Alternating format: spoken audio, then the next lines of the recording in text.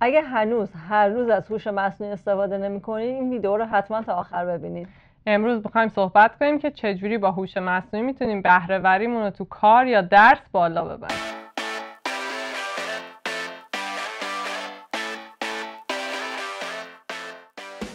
سلام، من شیرینم. منم آنایتام و امروز می‌خوایم صحبت کنیم که توی زندگی روزمره‌مون چطوری از ابزارهای هوش مصنوعی استفاده کنیم تا بهره وریمون بالا بره.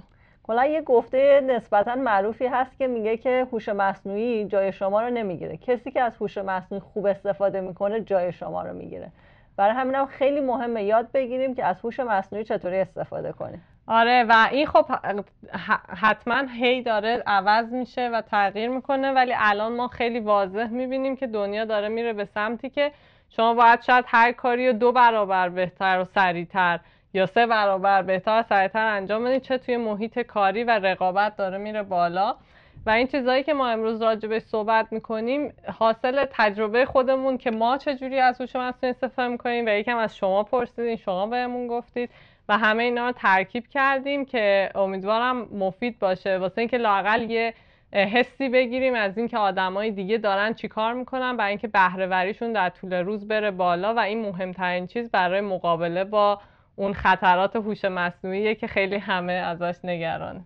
و حالا یه چیز دیگه بگیم که ما 1000 تایی شدیم. کانالمون 1000 تا سابسکرایبر شد. مرسی از حمایتتون، همراهیتون و کامنتاتون باعث میشه ما واقعا خیلی دلگرم بشیم و کارو بهتر و بیشتر پیش ببریم. و یه جایزه کوچیک هم داریم برای همه بچه‌هایی که ما رو همراهی کردن. با ما باشین. آخر این اپیزود بهتون جایزه رو هم میگیم که چطوریه و چطوری میتونین براش درخواست بدین. دقیقاً.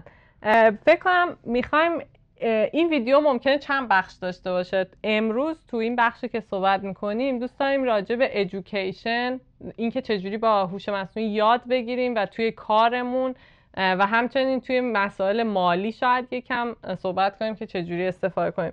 میخوای با آموزش شروع کنیم که چجوری یادگیریمون رو بهتر کنیم. من خودم به شخص نوتبوک علم خیلی استفاده میکنم. البته خیلی باز ابزارا مهم نیستن، مهم اینه که چطوری استفاده میکنیم. و به طور مثال اخیراً همکارای من خیلی رینفورسمنت لرنینگ کار میکنن، اینکلودی خانم آنایتا که دانشمند AI هستن و من آنایتا چند بار پرسیدم برام توضیح داد، به نتیجه رسیدم که باید برم یه کتاب بخونم، ولی خب اصلا وقت کتاب خوندن ندارم. کم توضیح دادی، من از اوناییم که وقت بیشتری میخوام. بعد من که حوصله کتاب خوندن نداشتم برم یه کتاب بعد یه ویدیو پیدا کردم از استنفورد و استنفورد یه کورسی داره که خیلی هم اون کورس طولانیه، ولی فقط ویدیوی معرفی رینفورسمنت لرنینگش 1.5 ساعت بود و من دیدم من اصلا باز در خودم ندیدم 1.5 ساعت بشنم ویدیو رو نگاه کنم. لینک ویدیو رو دادم به نوتبوک علم. الان می‌خوام اون رو نشون بدم. آره لینکو که بچه‌ها بخوام بدن یه دکمه اد داره و تو این اد خیلی جالبه، میتونین منابع مختلف بذارین. یکی از منابع لینک یوتیوبتونه، حالا میتونین وبسایت باشه یا میتونین که اصلا تکست رو از یه جا کپی پیست. چند تا چیزو من دوست داشتم. اول اینکه بهمون یه فایل صوتی میده به صورت پادکست و که خیلی هم انگیجینگه. حالا نمیدونم انگیجینگ چی میشه، سرگرم کننده است.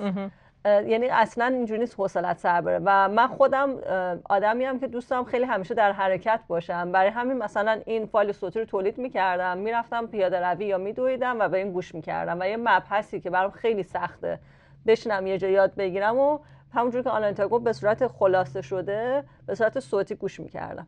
ولی یه چند تا چیزی که الان خیلی دوست دارم اینه که به من فلش کاردم میده و فلش کارد ما اون موقع که برای تافل میخوندم، برای جیاری میخوندم، این فلش کارد خیلی معروف بود که کلماتو بنویسین روی یه سری حالا کاغذهای کوچیک و هر روز اینا رو مرور کنین. حالا روش کلمه انگلیسی بود، پشتش این بود که این معنیش چیه و خب این برمی‌داره برای اون مبحث خاص فلش کارد درست می‌کنه. یعنی اتوماتیکلی اون کارو بعد می‌کنه. یه چیز مایند مپ هم داشت که جالب بود. مایند مپ خیلی جالبه. آره رفتش روش. اوکی.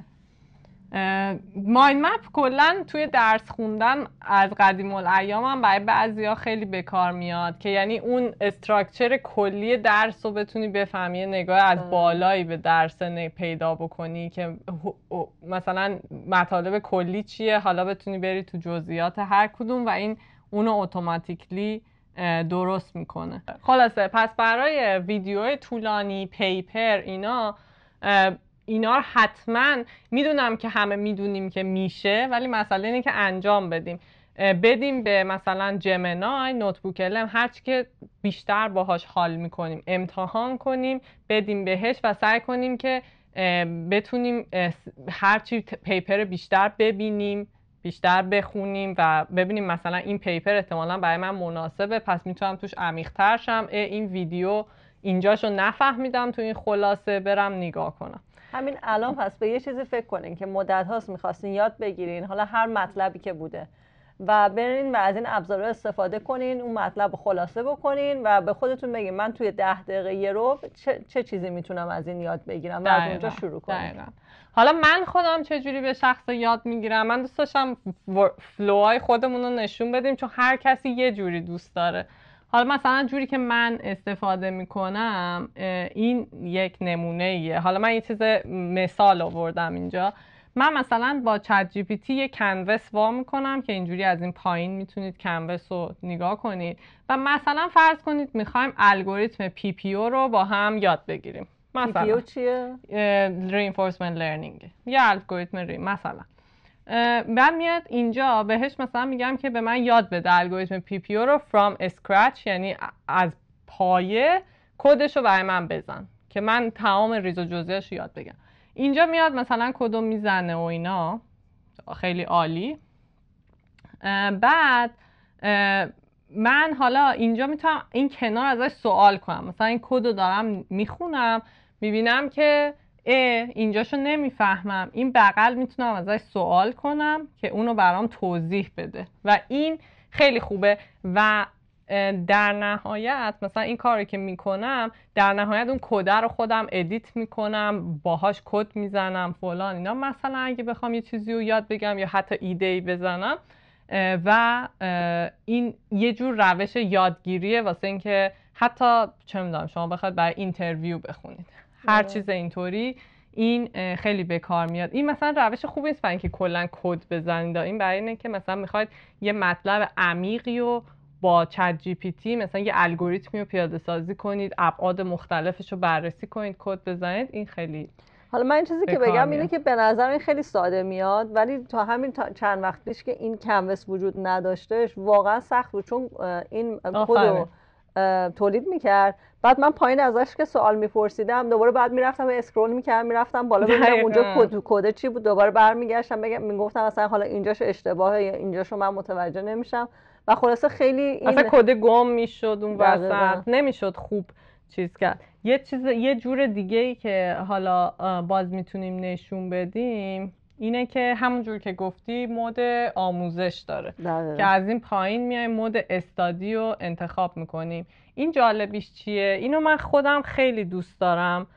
حالا درسته که باید جمنای رو تشویق کنیم، ولی من نمیدونم خودم از این مود بیشتر استفاده میکنم. اینه که شما میخوای هر مطلبی یاد بگیری، میاد اول یه اوورویو کلی میده، ازت میپرسه که مثلا چی بلدی چی بلد نیستی و میشکونتش به یه سری چیزا و هی استپ قدم به قدم پیش میره که مثلا اوکی الان اینو با هم مرور کردیم، دوست داری بری قدم بعدی یا میخوای اینو بیشتر توش عمیق شیم؟ بعد دوباره هر کدوم از این قدم ها رو هم که داریم میری، من مثلا گاهی بهش میگم از این بخشی که با هم یاد گرفتیم یه چیت شیت درست کن برام. چیت شیت رو میذاره تو کنوس. چیت شیت رو خیلی من دوست دارم. چیت شیت به فارسی چی میشه آنایتا؟ دانلودش میکنم. چیت شیت میشه ورق تقلب. خلاصه مطالب تو یه صفحه بده. خلاصه مطالب خیلی جمع و جور وقتی بنویسید میشه ورق تقلب. آره خلاصه اینجور کارا رو خیلی باهاش میشه خوب کرد و اون وقت اون ورق تقلب یا چیت شیتتون رو بعدا میتونید مرور کنید و اینا، و این تو همه چی به کار میاد، مثلا فقط کدینگ نیست. مثلا داشتم به شیمی میگفتم که واسه ادیت های ویدیو من اگر مثلا میخوام اکسپورت بگیرم برای یوتیوب، الان یه دونه جدا دارم زدم که یه چیت شیت برام درست کن از بهترین اکسپورت کانفیگای برای یوتیوب که بتونم کوالیتی رو ببرم بالا، مثلا آدیوم چی باشه، یعنی میگم برای همه چیز به کار میاد. یه چیزیش که من این مدل لرنینگ استادی چت جی پی تی رو اسپسیفیکلی خیلی دوست دارم اینه که سوال جواب میکنه. یعنی من میگم که اینو میخوام یاد بگیرم، میگه برای چی میخوای یاد بگیری، یا مثلا از چی میدونی از این موضوع، و بر اساس اون چیزایی که من میدونم و هدف من، مثلا ممکنه هدفت این باشه که واقعا بری یه ویدیو رو ادیت کنی، یا ممکنه هدفت این باشه که فقط بری به یه نفر یاد بگی که چطوری ویدیو رو ادیت کنه. بر اساس اون وقت مطلب رو برمی‌داره تغییر میده و این خیلی به نظرم در مسیر خوبی داره پیش میره برای آموزش کلا. دقیقاً.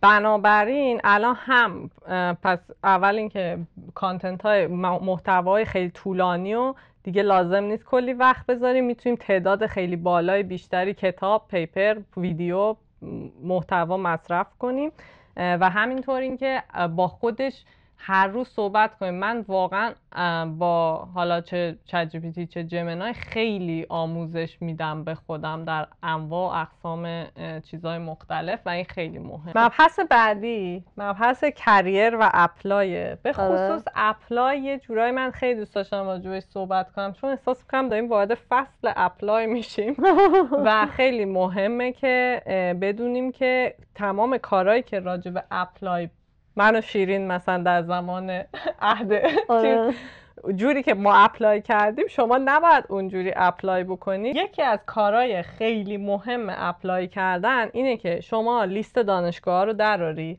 بعد این لیست دانشگاه رو همه رو بری چک بکنی که مثلا الان این دانشگاه نمیدونم ددلاینش که تافل چند میخواد، نمیدونم اینجور مسائل.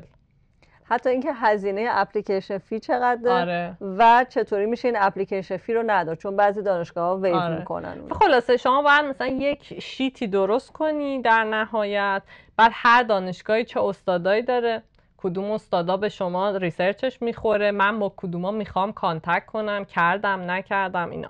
زمان ما این کارا رو همه رو دستی میشستیم میکردیم، دونه دونه سایت دانشگاه رو برو اینا. الان دیگه اینجوری نیست.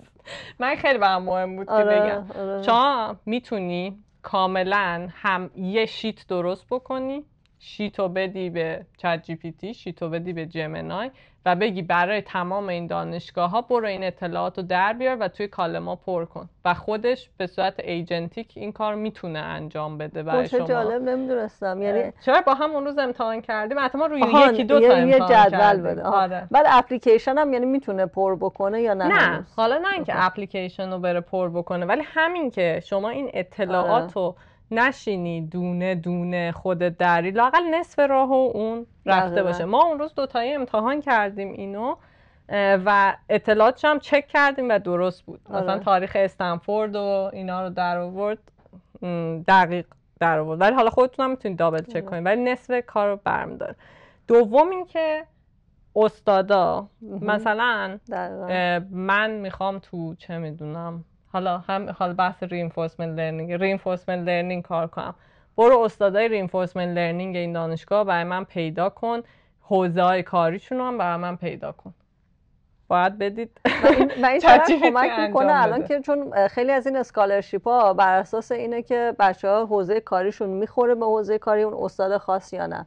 و الان خب مثلا قشنگ میتونید تمام مقالات اون استاده و کاری که کرده رو بدین چت جی پی تی با رزومه خودتون و بگین که بگو کجای کار من ربط داره به کار این استاد خاص و قشنگ اینقدر تمیز میده. من این کارو الان گاهی وقتا برای مثلا همکارا که میخوام باشون، تیمای دیگه که میخوام باشون کار کنم انجام میدم و خیلی خوب دو تا موضوع متفاوت رو به هم ربط میده که بعد اینو خودتون میتونین همیشه، حالا اینو میخواستیم بگیم، همیشه مطلبی رو که میخواین بفرستین کپی پیست نکنین و بخونین.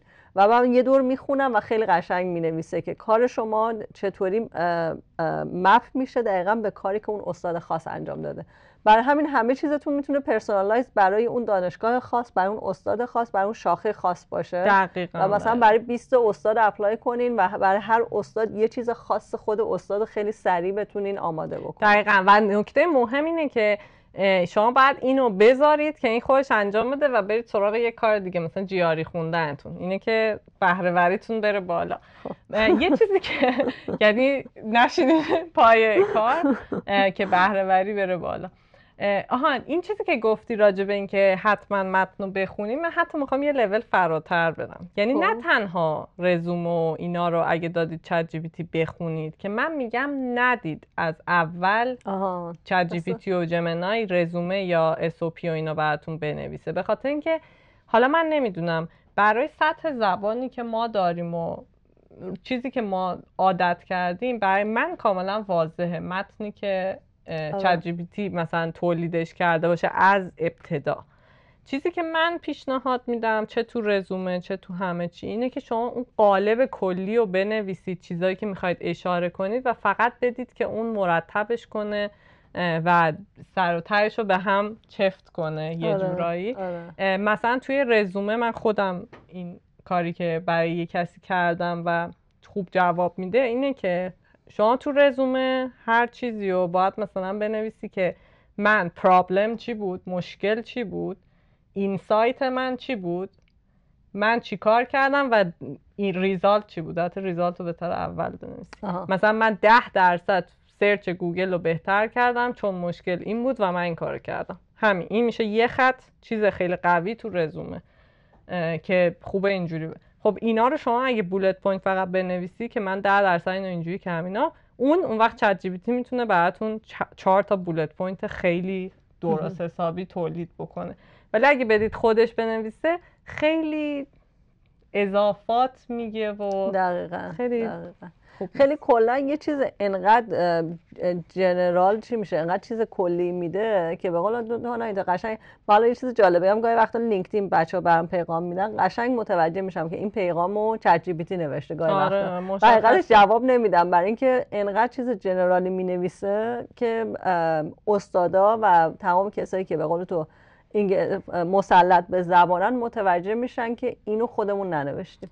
آره من به نظرم خیلی مهمه که اون تاچ شما توی اون چیز وجود داشته باشه، خیلی شدید و درست. پس ما الان اپلای رو صحبت کردیم که اون اینفورمیشن گادرینگ، یعنی به دست آوردن اطلاعاتتون رو قطعا سعی کنید که خیلی شو بدید این مدل ها انجام بدن. یه مبحث دیگه کاره. آره خیلی مهمه. الان کار پیدا کردن خیلی سخت شده، اینترویو سخت شده و همه اینا، و من نمیتونم بیش از این تاکید کنم که چقدر اینا در آموزش کار پیدا کردن و مصاحبه خوبن.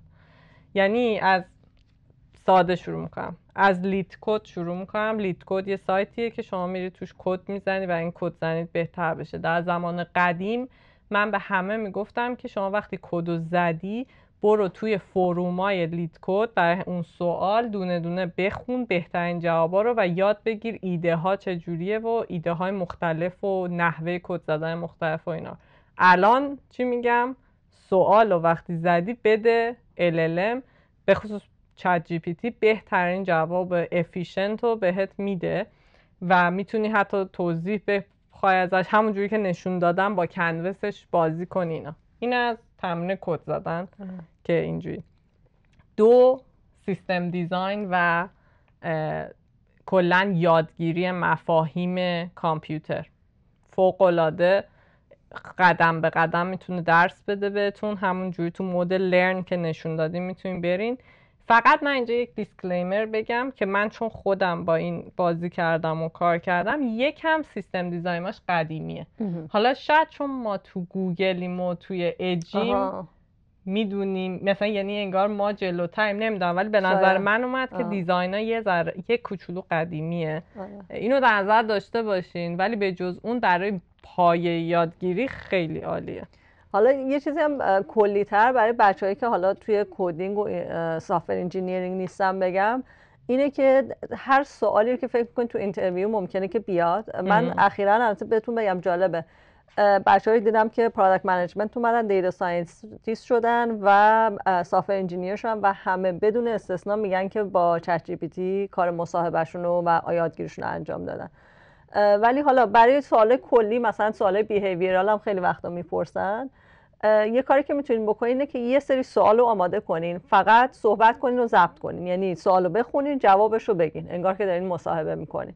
و وقتی این تموم شد اون فایل صوتی رو میتونین بدین، حالا جمینا یا چت جی پی تی ترانسکریپتش رو در میاره و بعد بهش بگین که اون ترانسکریپت منو حالا بیا، مثلا فریم ورک های مختلف هست دیگه، مثلا یه فریم ورکی هست به نام فکر می‌کنم اسمارت. آره خودش حتی این کارو میتونه بکنه، یعنی شما بهش میگی که جواب منو به این سوال بهتر کن و خودش میکنه. و خب باز اون برمیگردیم به حرف تو آنایتا که مهم اینه که نگین که این سوال جوابش چی میشه، حتما خودتون صحبت کنین که این فایلش در بیاد و بگین حالا این چیزایی که من گفتم و تمیز کن توی این فرمت. آره آفرین. این سوالای بیهیویرال اینترویو رو اگه بدین چت جی پی تی از اول و همونو حفظ کنید خیلی بده. آره واضحه، خیلی واضحه. آره. خلاصه پس یه ریکپ بریم قبل از اینکه چیز کنیم. پس برای اپلای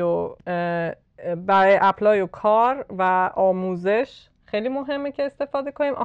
کلا یه چیز دیگه هم که من دوست داشتم اشاره کنم، من الان اینو خودم تو کار خودمون زیاد میبینم که آدمایی که خیلی مثلا دیگه کار درستن واقعا نمیذارن لحظه هدر بره. مثلا داری خودت اینجا کد میزنی، اونم داره یه کدی رو میزنه که بعدا بری اونو چک کنی که اگه اون از کد خودت بهتر بود. نه مثلا کد یه چیز دیگه. من راستش خودم این کارو خیلی الان میکنم این روزا. مثلا دارم کد یه چیزی رو میزنم، در موازاتش گذاشتم که اون کد تستش رو بزنه. بعد که این کدم مثلا چون مثلا میخوام استراکچر قالب کلی چیزی خودم درارم، مثلا بعد میرم تست اونو چک میکنم، بعد بهش میگم خب این قالب کلی کد منو حالا درست کن کلا. میدونید یعنی منظورم اینه که خیلی بهره وری آدمو داره میره بالا. حالا به قول استرس نمیخوام بدم، نه منظورم این نیست که استرس بدم، منظورم اینه که فرصت ها رو ببینید. یعنی من دیگه این دفعه دارم کار میکنم، حالا من تو روزانه کد نمیزنم، دارم من کار میکنم، میگم به چت جی پی تی میگم من نمیدونم میخوای چیکار کنی. یه کاری فقط یه کاری بکن. حالا این داره از من جلو میاد. خب بریم مبحث آخرا. آره اون از هم مهمتره. نه از هم مهمتر که نیست، ولی حالا این چون برای خودم رخ داد گفتم اشاره بکنم، چون راستش خودم یه جورایی ایمپرس شدم اون روز با این قضیه. ولی میخوام یعنی بگم که مبحث بعدیمون مبحث فایننسه. مثلا شما میخوای کارهای مالیتون رو ردیف بکنید و اینا. من یه نمونه اینجا گذاشتم که مثلا اینجا شما سهامایی که کلا داری و اینا رو با مثلا اطلاعات مربوط به اون سهامه مثلا اینجا داری و من صرفا میام تو همین گوگل شیت خودمون اینجا جمنای رو باز میکنم و میزنم که بیا مالیاتی که من باید روی این سهاما مثلا امسال بدم، اینا نمونه است سینتتیک، تولید کن. و اینو چند وقت پیش واقعا لازم داشتم، حالا روی دیتای واقعی، و بهش گفتم مثلا یه جوری محاسبه کن که مالیات کمترین بشه و اینا. و من اصلا اعتماد نداشتم بهش، اینجوری بودم که حتما الان یه الگوریتم بدی میزنه و اینا، برم خودم درستش کنم. و دیدم خیلی خوب کار کرد و قشنگ جمع مالیاتمو در آورد و همه چی و اینا رو اول بفروش، اینا کلا داد بهم. این که پس یه چیز، یعنی باز یه نمونه دیگه از این که تو شیت پس حساب بانکی رو بدیم به جمینای یا چت جی پی تی و بگیم دیگه برو خودت درآمدزایی کن.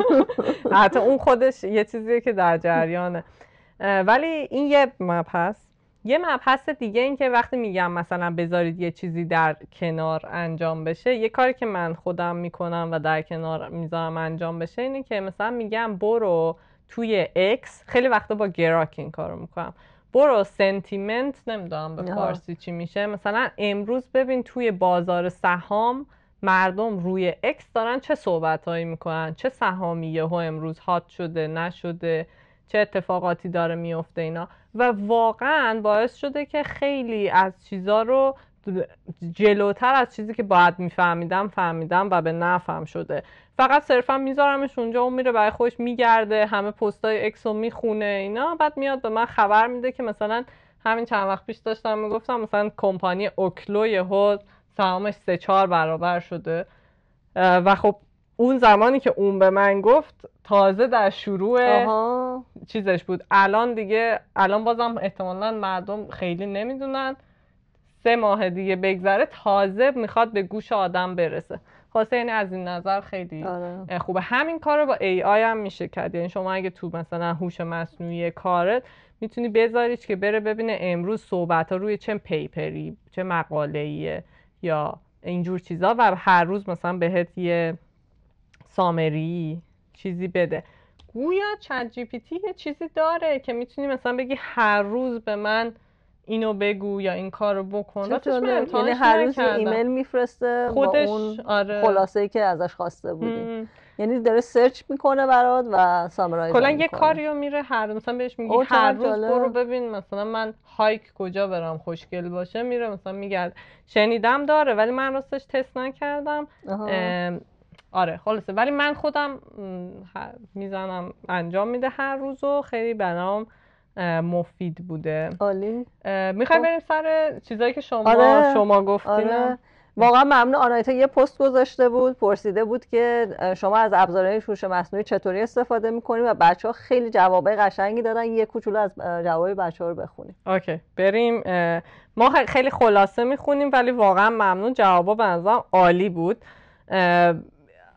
یوسف دانشنیا گفتن که حالا خیلی گفتن که استفاده زیادی از چت جی پی تی میکنن، ولی گفتن من در تحلیل متون سنگین انگلیسی برای اینکه بتونم مثلا چیزای انگلیسی رو بهتر متوجه بشم و همینطور ایده پردازی برای مسائل پژوهشی بخونم که این ایده پردازی در مورد مسائل پژوهشی خیلی خیلی داره بیشتر باب میشه و مدل‌ها دارن بهتر میشه. خب خانم مهسا ملک محمدی بهمون گفتن که برای ریسرچ، برای نوشتن نامه‌های اداریشون، برای نوشتن پروپوزال، برای یادگیری روش‌های آماری، چیزایی که الان داشتیم میگفتیم و حتی تولید محتوای آموزشی و حتی سرچ معمولی استفاده میکنن.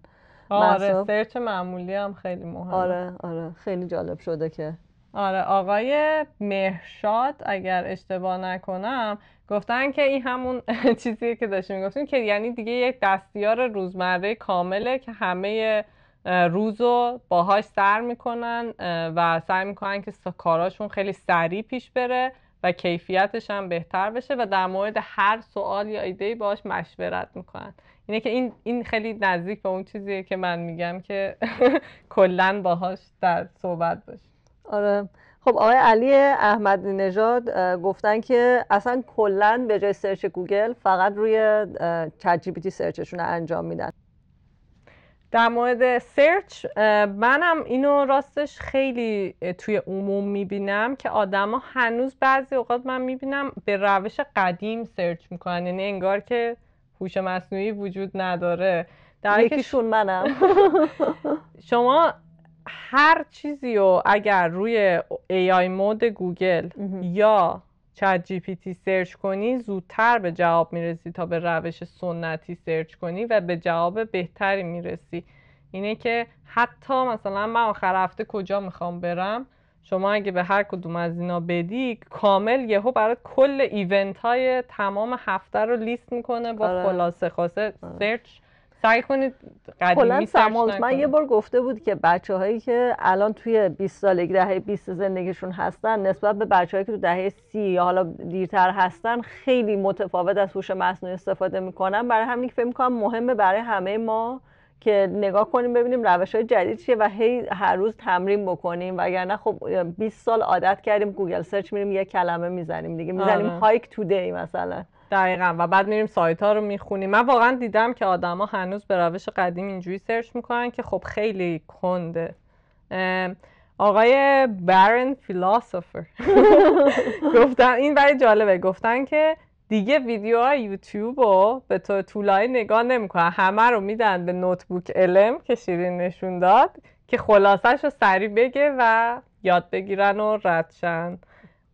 و از جم‌های جمنای هم برای راهنمای شخصی در زندگی استفاده میکنن. حالا این جمنای رو باید یه دور توضیح صحبت بکنیم. آره چت جی پی تی هم یه سری جی پی تیز داره که اونم فکر کنم در واقع یعنی مثلا یه سری ایجنت های کوچولو که شما خودت برای خودت درست میکنی که کار رو انجام بده.